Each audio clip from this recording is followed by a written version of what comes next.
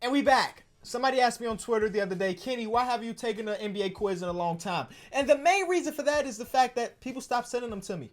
I don't know. Are people still creating quizzes? Because I've been known as the NBA quiz guy for a long time here on YouTube, but it's been like 2 to 3 weeks since I've taken my last quiz. How can I continue to be the quiz guy without taking quizzes? So if you're still out there creating quizzes, be sure to hit me up on Twitter with those links. Very important I get those links. But today we're playing higher or lower. We're going to get a stat and 2 NBA players, and we determine which one has the higher or lower thing in that stat. Now, I have to say this right now on this Monday, that you're going to see me wearing this shirt for like the next 3 videos. And that's not because I've been wearing the same shirt for 3 videos or 3 days. It's because I'm recording them all in one day. See, I'm becoming a busy man, so I got to record in bulk. But nonetheless, higher or lower, here we come. So this quiz was created by none other than DeJounte Murray. He took the time out when he was rehabbing his injury to create quizzes for us. Okay, so that's not completely true, but somebody is a DeJounte Murray super fan to have his entire account named after him. But can you choose the higher or lower stat from players 2018-2019 season? Hard! In capital letters. So it better be. Pause. 25 questions, 15 minutes at the bottom. You can see we haven't played this just yet. Oh, it feels good to be back on the NBA quiz. Let's get right into it. Lou Williams, did he have more or less than 480 free throws attempted this season? So if we're doing some quick maths, I'm not going to do quick maths, but that would equal blank attempts per game. I think he did higher than that. Lou Will, with his small size, he finds a way to draw some contact, and he did do more than that. Russell Westbrook had more or less minutes played than Aaron Gordon this season. Well, I don't know. So it's a 50-50 chance we get it right. Because this seems like, well, of course. In my mind, you think that, of course, Russell Westbrook played more minutes. But something telling me it's probably Aaron Gordon, so less. Buddy Hield had more or less 3-point attempts per game than Klay Thompson. He had more. And that's saying something about Buddy Hield. That boy is shooting that pill, and he does it very well. The fact that he attempted more than Klay Thompson shows his confidence. Eric Bledsoe, more or less than 16 points per game. That is too high for Eric Bledsoe, but I bet it's close. I bet he averaged like 15 point something. Somebody fact check that. I won't be the one doing that. Anthony Davis, more or less than 53s made this season.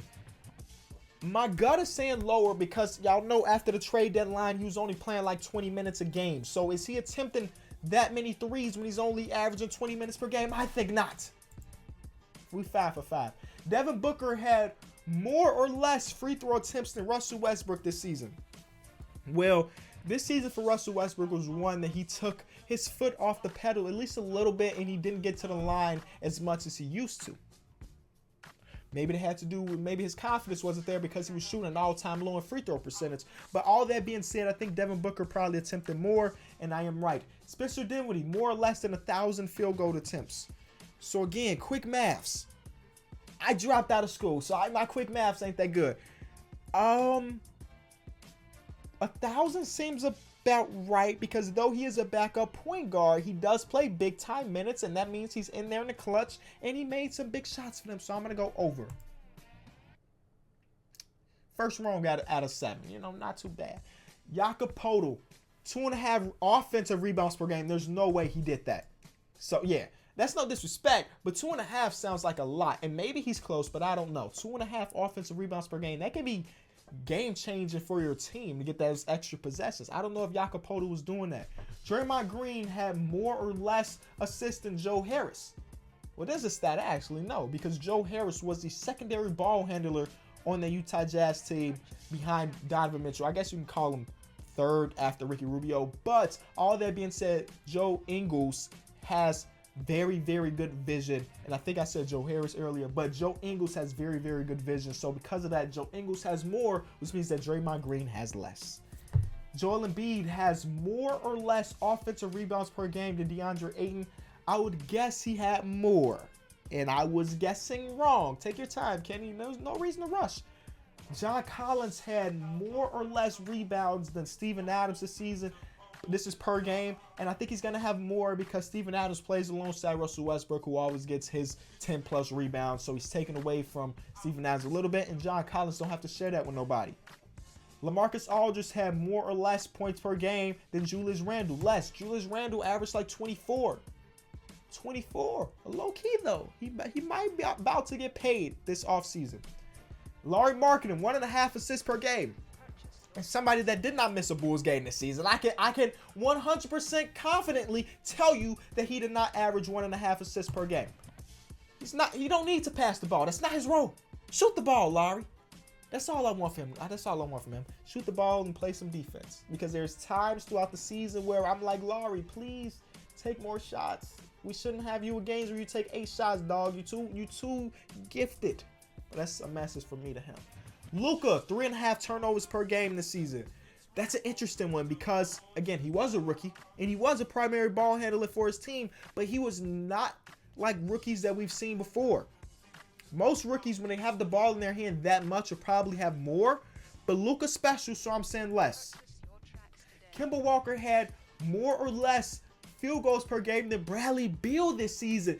That is a tough one because both players had to put their team on their back all season long, and that means taking a lot of shots.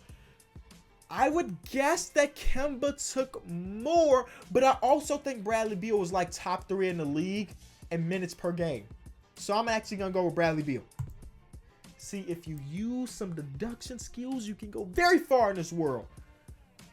Stephen Curry had a higher or lower free throw percentage than Malcolm Brogdon. Lower. Malcolm Brogdon was in the 50, 40, 90 club, which means that he shot over 90% from the free throw line. I think it was like 90.1 if I'm not mistaken. Ben Simmons had more or less games started than Joe Harris. I'm going to say more. Yeah, Ben Simmons is, other than the injury that held him out his official first season, he's been pretty good at staying healthy in his career. Al Horford had more or less blocks than Nerlens Noel this season. No, they got Nerlens Noel. My fault, not Nerlens. This is a stat that I would guess that Al Horford would be better at. But Al Horford's such a good defender, that doesn't necessarily mean that he's blocking shots. When I'm thinking about Nerlens Noel, he's blocking a lot of shots. But also, Nerlens Noel's not getting as many minutes as Al Horford. So let's go with Al Horford.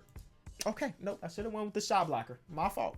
Steven Adams had more or less steals than Jokic. I would guess more, but Jokic did have a pretty good steal per game number, but I think Steven Adams is a little bit higher. Pascal Siakam, did he shoot 60% on 2-pointers this season? That is, of course, everything that's inside the arc. And a lot of Pascal Siakam points come off him sprinting on outlets, and that's easy layups for him. So I'm going to say he shot higher than 60%. And I'm right. Mason Plumlee had more or less personal fouls than Domantas Sabonis this season. Interesting, because Domantas Sabonis only played like 25 minutes per game. And I didn't look too much into it, but is that because Domantas Sabonis is in foul trouble a lot? I don't think so, but that could be the case.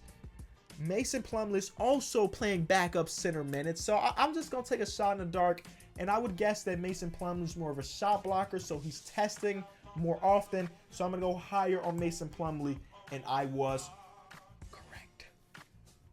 Kyle Anderson, did he play 1,100 minutes? That seems awfully high for Kyle Anderson. So I'm going to go, let's say he played less. Oh, never mind. he played more. Paul George had a higher or lower field goal percentage than Justice Winslow this season, considering we had MVP G13. You know, those games where he was just taking over games and he was shooting very efficiently. I'm going to say he shot better. Jeremy Lamb had more or less steals per game than Zach LaVine.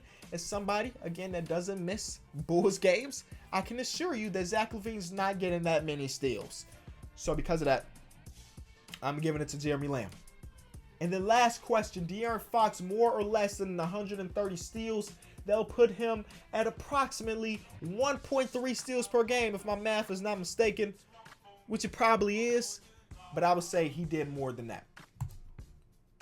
That puts me at 84%, which is pretty good. I mean, I'm going to take that as a dub, considering the average is just 58. So I'm going to take a look at some stats. What did most people get wrong?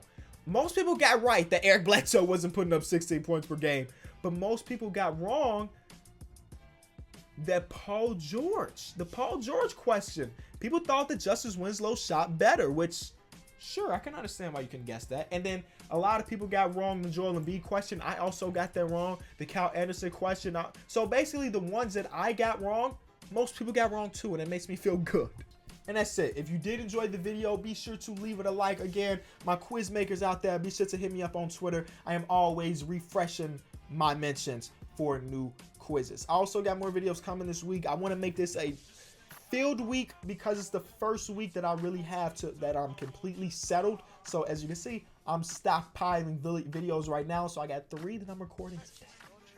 And that should have me Monday, Tuesday, Wednesday. Then after that, we have to determine what comes next. If you enjoyed it, be sure to leave a like. This has been Kenny. I'll be back tomorrow. Peace.